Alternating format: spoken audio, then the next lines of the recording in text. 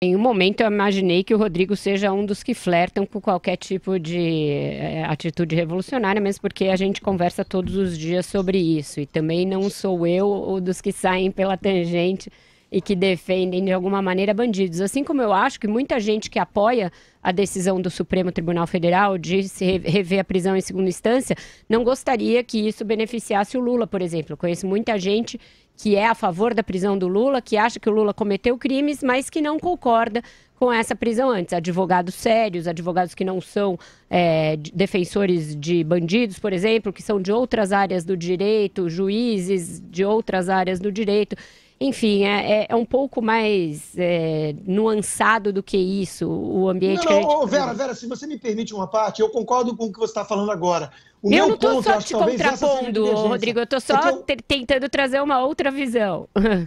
não, é exato, mas o meu ponto é o seguinte, é porque talvez eu tenha me explicado mal. Não, você se É que eu explicou acho bem. que não é hora para a gente ficar pregando assim muita moderação, no sentido de que as coisas estão funcionando e é apenas divergência, porque se a gente não realizar e não aceitar a premissa de que o que aconteceu é escandaloso, pelo motivo que aconteceu, da forma que aconteceu, com os personagens envolvidos e tudo mais, se a gente não atinar para isso, eu acho que a gente vai estar jogando mais lenha na fogueira revolucionária. Eu acho que É esse o meu premissas. ponto. Peraí, só um minuto. Eu acho que premissas cada um tem as suas e a gente precisa atinar para coisas que cada um acha que tem de atinar. Eu não vejo uma conspiração. Porque se fosse assim, o Lula não teria sido nem preso em primeiro lugar. Não teria ficado 1 ano e meio preso como ficou. E o próprio Supremo Tribunal Federal, esse mesmo Supremo, negou um habeas corpus para ele lá atrás. Então, eu acho que a gente tem de ter um pouco de distanciamento das paixões, e eu não estou falando de você, tá? Estou tentando falar para o nosso ouvinte e para o nosso público e entender que essa situação é uma situação complexa. O Brasil ficou com um ex-presidente preso durante 1 ano e meio.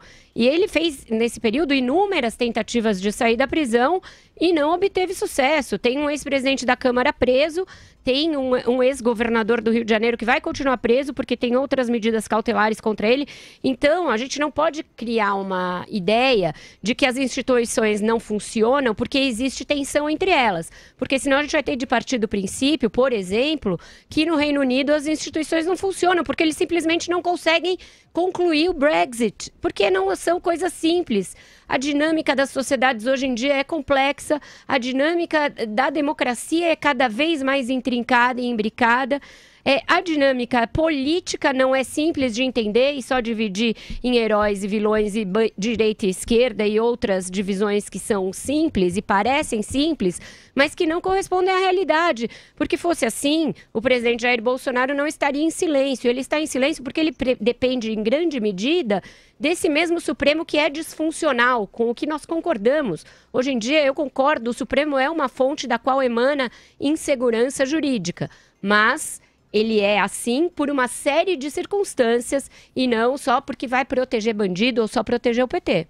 Não, é só para concluir, as instituições do Brasil, elas são muito falhas, elas estão amadurecendo, a gente tem uma redemocratização aí de 20 anos, que é muito pouco perto de democracias mais maduras do mundo, mas elas resistiram a muitos solavancos dentro da redemocratização. 2 impeachments de 2 presidentes, denúncias contra um presidente no cargo, um ex-presidente foi preso e ficou preso e não houve tentativa de fuga, não houve nenhuma agitação nas ruas para tirá-lo de lá, não houve nada disso, num sinal de amadurecimento das instituições. Acho que a gente, pelo menos a forma como eu vejo o papel da imprensa nesse caso, é fazer o que nós estamos fazendo aqui. Uma cobertura intensiva, plural em opiniões, mostrando as diferenças que existem, divisões jurídicas, divisões de mundo, as implicações políticas que tem todas essas questões na sociedade.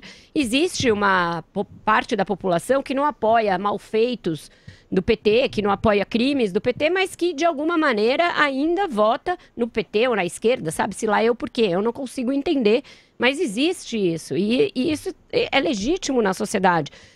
Tem uma voz que está feliz com a decisão, porque o Lula vai sair, e que não necessariamente apoia, não necessariamente é cúmplice dos malfeitos do PT, dos crimes do PT. Então, Eu acho que a gente precisa compreender o todo e tentar entender para onde a gente vai a partir daqui, para não sermos vítimas, ao longo desses próximos 3 anos, da mesmíssima polarização nos extremos que nos trouxe até aqui.